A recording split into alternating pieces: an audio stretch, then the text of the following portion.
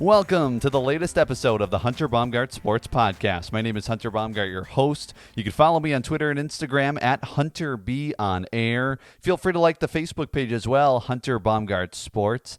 And you could watch or listen to the podcast. You could watch on YouTube or listen on SoundCloud. Simply search Hunter Baumgardt Sports Podcast and feel free to subscribe as well. Today, a really interesting interview, a different person than a Wisconsin sports personality or a former Wisconsin sports athlete. I'm going to talk to the creator and owner of the Twitter account Freezing Cold Takes. You can find the Twitter account at Old Takes Exposed, and most likely you've heard of the account because they retweet and tweet different things of people who've had bad takes in the sports world. And I'll give you a little more background when we get to the interview as well. But it has over 434,000 followers, and there's a reason. And most likely you'll recognize, what he's talking about when we talk to him. Fred Siegel is the owner of that account, and we're going to talk to him here today. So with no further ado, let's get to Fred Siegel. Joining me this week on the Hunter Baumgardt Sports Podcast, I am excited to introduce to you Fred Siegel, and he is the man behind the account of the Freezing Cold Takes Twitter account. You can find them at Old Takes Exposed, and I'm pretty sure if you're a sports fan, you've seen this Twitter account come across your feed at some point. He's followed by the likes of Adam Schefter and Ian Rappaport, and really, to be honest, it's all about different takes that whether it's sports people, whether it's, players themselves, any different takes in sports that turn out to be, quite frankly, wrong. So I'm interested to get kind of the behind the scenes of this Twitter account and really excited to welcome Fred to the Hunter Baumgardt Sports Podcast. Fred, really appreciate the time. How are you? I'm great. Thanks for having me. Yeah, no problem at all. And all right, so first I just kind of want to ask you, where did you get the idea to first start this account? How did this all start? It was just, it wasn't anything that was calculated. It was more something that I started, on a whim, just 5 years ago, just looking through Twitter, just realizing that there was a lot of people who pat themselves on the back for things that they got right. And then I remember, I had a pretty good memory of what people would say. And I remember that, oh yeah, this person said this. And Twitter has a good search function. You can search through and find all the old stuff. So I was able to just decide, hey, I'm going to start this just to mess with. It's essentially just to troll the journalists for fun. I had already started. I had a bunch of other accounts, ideas since like 2010, and I started this in 2015, but I had a lot of other accounts that I used to mess with, like journalists. One was like correcting grammar. One was, I don't remember what the other ones were, but I mean, like the account Freezing Cold Takes, it says it was founded in 2010 or something like that. But it was really started in 2010 as another account. And like I did like 2 other accounts, and then I made it, and I was like, okay, let's switch it to this one. And but they were never meant to be anything big. They were just meant for fun. Yeah, and I'm curious, did you ever envision it getting to 434,000 followers that it is right now? Oh, not when I started it. No. not when I started. A couple months after I started, I never really thought how high the follower count would be, but I knew people liked it. It's something that people would like. But that was like a couple months later. Mm-hmm. Was there a moment you kind of thought, okay, this is starting to get like something bigger than I ever thought this kind of could be? Was there a moment like that, or, it's something you kind of look back on maybe? Because a lot of things I know TikTok, it was like this, at the very beginning, you have one thing that maybe goes viral and that gets your follower account up. But I feel like you most likely have just kind of had a steady raise. Was there one thing that got a lot of followers to you, or was it just kind of over time? There was one seminal moment. At first, it was a bunch of radio stations singing it, and they would talk about it on the radio show, and then that would get me like 200 people to follow, and then it would get up to like maybe a couple of months later, it got up to like 1,000, 1,500, 2,500, and then Sports Illustrated, when it was like good, when it was normal, it was like 5 years ago. And Sports Illustrated wrote on it. SportsIllustrated.com. It wasn't in the actual magazine, but wrote a big article on it, and it was promoted heavily by the author of the article, and all the other people, and Sports Illustrated itself would retweet it a bunch of times, and that's when it blew up that day.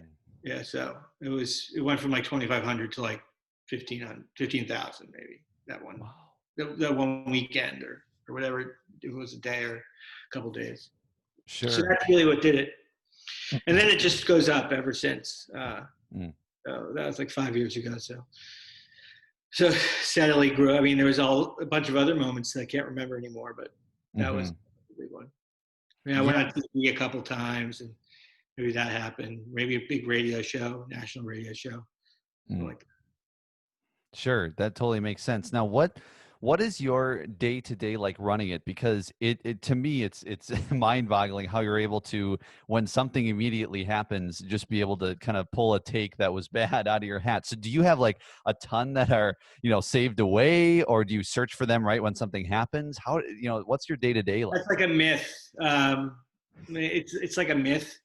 It's I pretend sometimes I use like the hand check, but that's really just for fun, like the pen writing it down. Yes. I'm not actually writing it down. I mean, to do that would be so time consuming. I would need like the whole staff. Yeah. Stuff like that. And I don't really save any. For at least for some that are going to be far in advance. I know if like a game is coming up. Mm-hmm. Maybe I'll put it in the bookmarks because like that's I could access it pretty easily, quickly. It'll be the top of my bookmarks, but otherwise I search. So when I first started, I used to just search like a date of something to find stuff from a certain date. So if a team won this playoffs, went in the playoffs and won, and they were bad at the beginning of the year, you go to their schedule and you find like a date in which they lost to get to be a 1-4, and then you search the team name, like a bunch of search terms, like if it was like the Chiefs or Kansas City or Andy Reid or something like that, and then you find the tweets from that date, and then there'll be a lot of them. Coaches, like if a coach got fired, you find the date they were hired and search their name. But now I just get them all sent to me. A lot of them, at least. They're just people forward them to me on my DMs or tag them to me. And the more popular the personality is, I mean, if it's a popular personality or someone that's polarizing who gets a lot of engagement, regardless if people like them or not. That person I'll get tagged to their tweet about something 75 times, so I won't miss it. But otherwise, it's just a bunch of people, and it depends on like the fans of the team. So if you're a fan of a team, you kind of forgot you remember what someone said even more than they remember. So if someone says something on like one of those talk shows that they talk every day, they won't remember that they said that because they make like 60 topics a day or 60 different assertions. But the team remembers it. So if a Saints fan will remember that on one show back in August, the Bucks are definitely going to win the division. No holds, not even close. They're definitely going to win it. Say someone said it on a show or NFL Live or something. Saints, thousands and thousands of Saints fans will remember that statement, and then when they win the division, they'll all send it to me. So like it's you remember especially the things about your team. They still stick in your head. So yeah, that's really where now that's how I get it so fast. So from day-to-day standpoint, it's, wait for things to happen.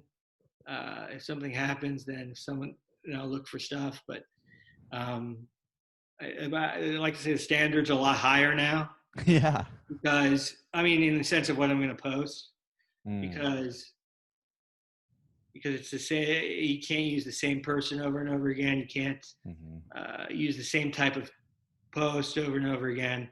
Um, if it's like a regular season game in college basketball, like Iowa beats Northwestern, Hmm. someone saying I think Northwestern's going to win tonight, that's not going to work. Like not enough Mm. people care.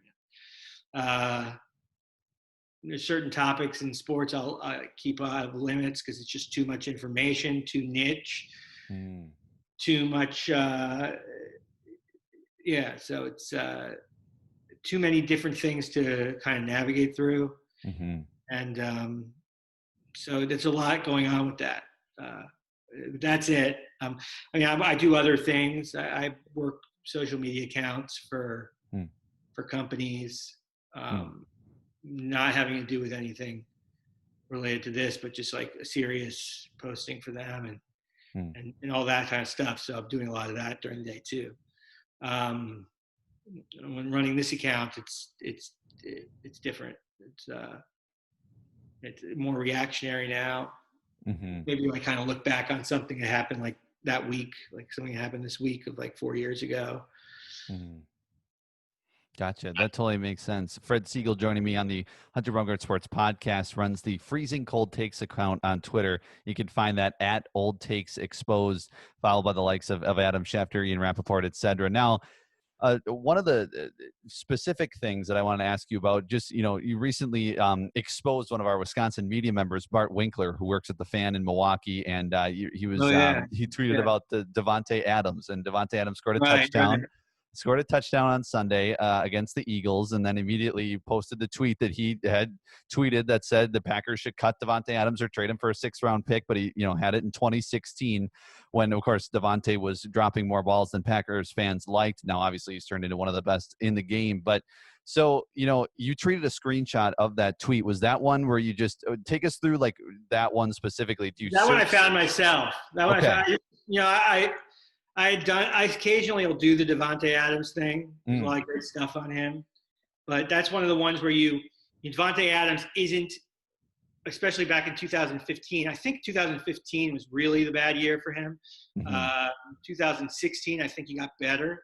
mm, But 2015 was the year that was really. I think he was a rookie in 2014 and 2015.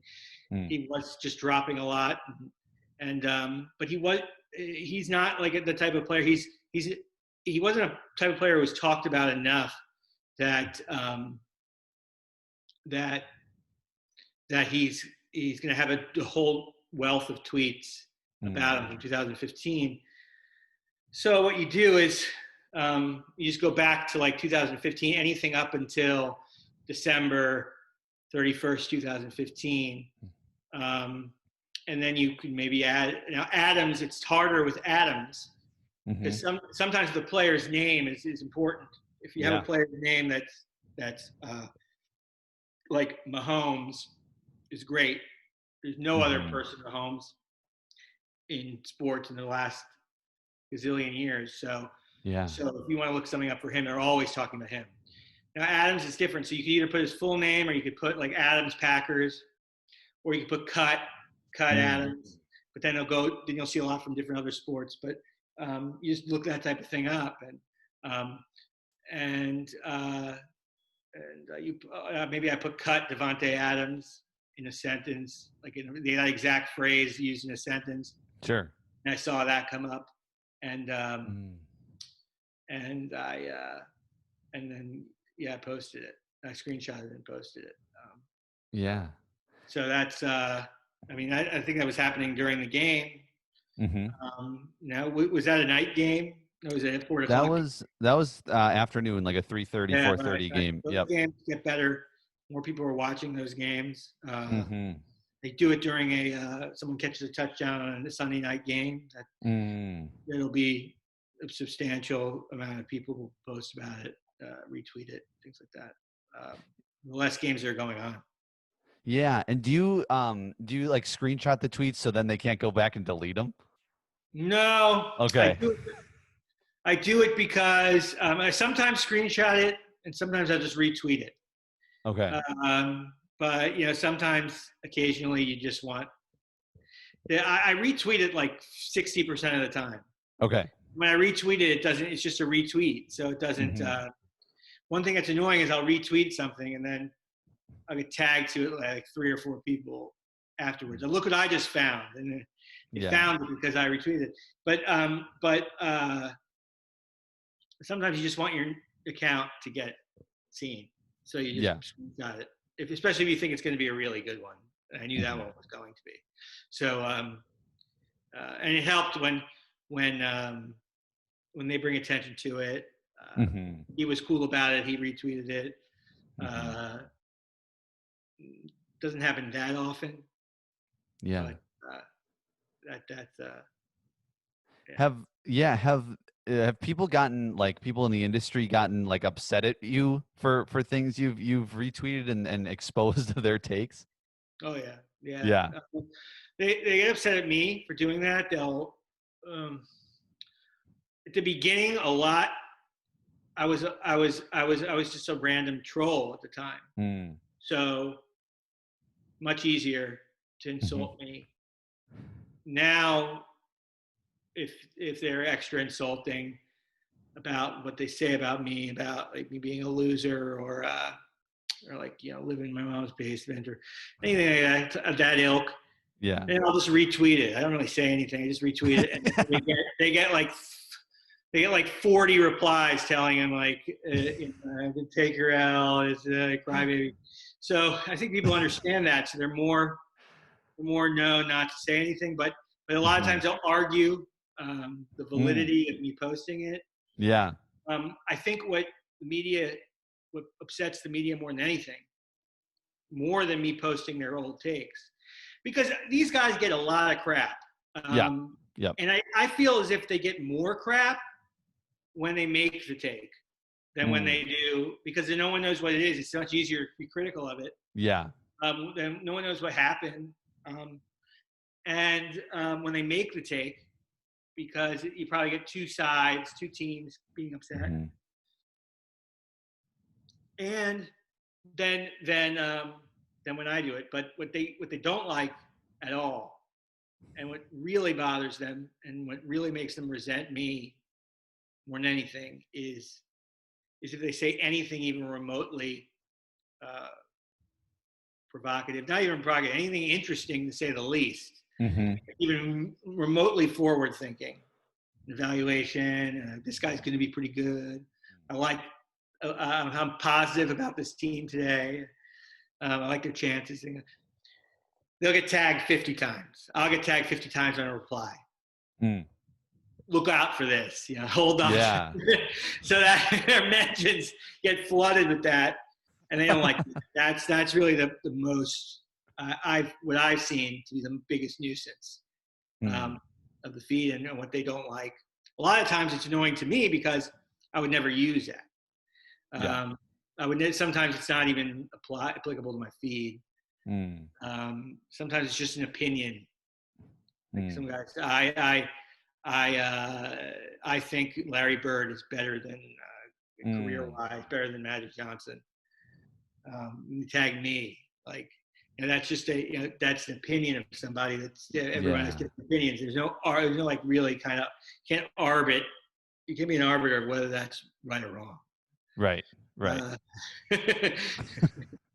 Have so you, yeah, have you had any interactions with any of the like, yeah, I know like Adam Schefter follows you, et cetera. Have they ever contacted you or you have interaction with them on your account or even in your messages? yeah, um, yeah. Sometimes, I mean, not very often, Mm-hmm. but I do have interactions with a lot of people. I think there's a lot of people of like similar, of similar hierarchy in the Sure. media, like the highest of that kind of, who will send me posts Mm. to post like on direct message, and they want me to post it. And it's about someone you could tell that they don't like in the media. Mm. They want me Interesting. to be the guy to post it. Of course. Uh, yeah, so that happens a lot. Interesting. Really? So like Sometimes I somebody, get something in direct message about how they'll argue, someone arguing whether about the take, about the post. Mm. But sometimes they're just regular suggestions from people Mm-hmm. in the media. But yeah, a certain amount of people direct message me. Um, so yeah, it happens, right? Yeah. Yeah. Yeah, so you'll have like like a radio host somewhere who will send you an old takes about maybe someone they don't like. Is that what you're saying? Yeah, like local radio hosts. Mm. That happens all the time. Um, Really interesting. yeah, I mean, like I can't keep up with like who's the radio host for what station. Yeah. I know I could see that they're a radio host, and then you could see kind of where he's coming from, like where like the person who he wants you to post. You can Mm. kind of see how this person's probably someone they don't like. It's probably someone that they know. Mm. Or it's something like they're like one of their closest friends in the industry, Mm. and they want me to do that. And Mm-hmm. then like they want like then in that case I'll say, do you want me to say that you sent me to them? And they'll go, yeah, do that. I go, uh, sent to me by, and it's like their friend. Sure. They can make fun of them. Yes. Yeah, yeah. Some people, yeah, it's like that. Some people aren't going to care. Mm-hmm. Some people you do know, so you have to brace yourself, or you're going Mm. to get blocked. There's some people who get blocked, who will block a person for tagging me. Mm. There's media people who have blocked thousands of people Yeah. just for them tagging me. They have no exceptions, strict rule. Wow. Yeah, interesting. Well, yeah, that's a really interesting kind of peek behind the curtain of this account because it's been, like I said, over 430,000 followers, and it's grown, like you said, from hundreds to thousands to multi hundreds of thousands. And I know a lot of people are interested in it. See how what happens behind the scenes of the account because you tweet so often that like I'm thinking like wow, it's almost like a full-time job, so to speak, keeping up on all of this. But it sounds like, you have your system down and you can get it done pretty quick and get tweets out. Yeah, yeah. Well, the biggest part of the job is reading mentions of all the people tagging me and stuff. And Mm. a lot of it's stuff I've already done, already Mm-hmm. gotten. Uh, uh, so Yeah, that's that's how I'm gonna wade through it and sure. come up with stuff. But you prepare maybe for the next weekend. Like I mean, like I said, like the Saints. I think the Saints may be able to clinch this weekend or something like that about the Mm-hmm. division. And there was so many people saying the Patriots are going to win the division. Not the Mm. Patriots, Tom Brady's Buccaneers. Yeah. Buccaneers. So Yeah. um, Gotcha. that's like something you kind of keep an eye on. The quarterback, uh, Hill, Mm-hmm. has been good for the past couple of weeks. The people saying he's a disaster. Sometimes you got to wait a little bit uh, when you're not sure about a certain player. Mm-hmm. Uh, so you got to wait. If you know that sport really well, I can tell you, like Tennessee college football is my prime example of waiting. Mm. In the off season, they may have won like 8 in a row. They'd won 6 in a row going back the year before. In the off season, I guess they had a lot of recruits come in. They won the first 2 games of this season. They were won 8 in a row. Everyone was, and they gave the coach a contract extension, and all the Tennessee fans were coming in and tagging me to every possible thing, ripping the hire of that coach, Pruitt, and I know SEC East really well. I went to University of Florida, Mm. and I was just like, I'm not doing it yet because they haven't beaten anybody. Like all the teams they beat were the lower tier conference teams, Mm. and just gonna wait on it. And then like I don't think they've won a game since, and they've lost like 6 in a row. The program is in disarray, complete disarray. Mm-hmm. So that's the type of thing you got to deal with because you have every single fan